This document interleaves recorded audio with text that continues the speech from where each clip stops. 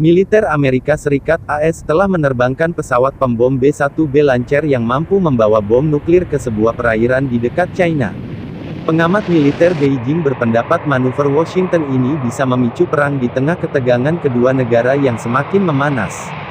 Dalam pengumumannya di Twitter, Angkatan Udara Pasifik AS mengatakan pesawat pembom B-1B melakukan misi di Laut China Selatan, hanya beberapa hari setelah menjalani latihan dengan Angkatan Laut Amerika di dekat Hawaii. Guna menunjukkan kredibilitas Angkatan Udara AS untuk mengatasi lingkungan keamanan yang beragam dan tidak pasti, bunyi pengumuman tersebut yang dilansir South China Morning Post tanggal 20 Mei tahun 2020. Militer Washington tidak merinci kapan penerbangan pesawat pembom berkemampuan nuklir itu berlangsung dan berapa jumlah pesawat yang dikerahkan. Pengumuman itu sudah dirilis Selasa lalu. Beijing dan Washington masih terkunci dalam perang kata-kata terkait penanganan krisis COVID-19 dan asal-usul virus yang telah menewaskan lebih dari 329.000 orang dan menginfeksi lebih 5 juta orang di seluruh dunia. Kedua negara sebelumnya juga bersitegang terkait sejumlah isu, termasuk jurnalisme, perdagangan, teknologi, dan militer. Pada tanggal 1 Mei lalu, Angkatan Udara AS mengerahkan 4 pesawat pembom B-1B dan sekitar 200 penerbang dari Texas ke Pangkalan Angkatan Udara Andersen di Guam. Misinya adalah untuk mendukung Angkatan Udara Pasifik AS dan untuk melakukan pelatihan dan operasi dengan negara-negara sekutu dan mitra Amerika. Li Jie, seorang spesialis militer yang berbasis di Beijing, mengatakan penyebaran pesawat pembom nuklir itu menunjukkan bahwa AS berusaha untuk menjaga pencegahan strategis, di mana Angkatan Udara Amerika telah melakukan 11 penerbangan pada bulan Maret dan 13 penerbangan pada bulan April di atas Selat Taiwan dan Laut China Selatan. Jelas, para pembuat keputusan di Pentagon sedang mencoba menggunakan pembom sebagai alat baru dalam pencegahan strategisnya terhadap China.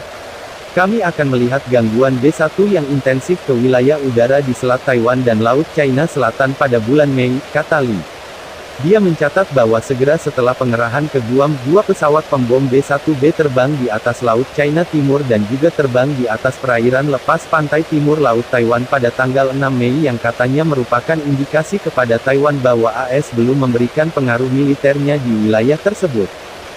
Pada tanggal 29 April Angkatan Udara AS mengirim 2 B-1B Lancers untuk penerbangan bolak-balik 32 jam di atas Laut China Selatan.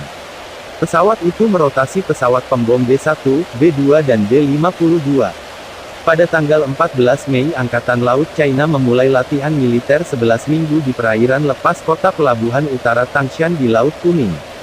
AS mengirim kapal perang melintasi Selat Taiwan pada hari yang sama, yang menandai manuver ke-6-nya di selat tersebut sepanjang tahun ini.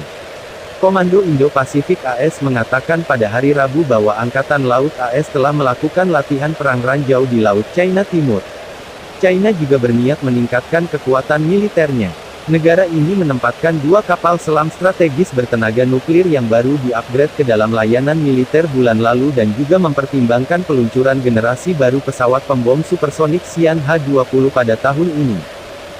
Zhu Feng, Direktur Studi Internasional di Universitas Nanjing, mengatakan ketegangan di Laut China Selatan menjadi semakin memanas dan bergejolak dalam 3 bulan terakhir dan terkait erat dengan konflik politik dan diplomatik antara kedua negara.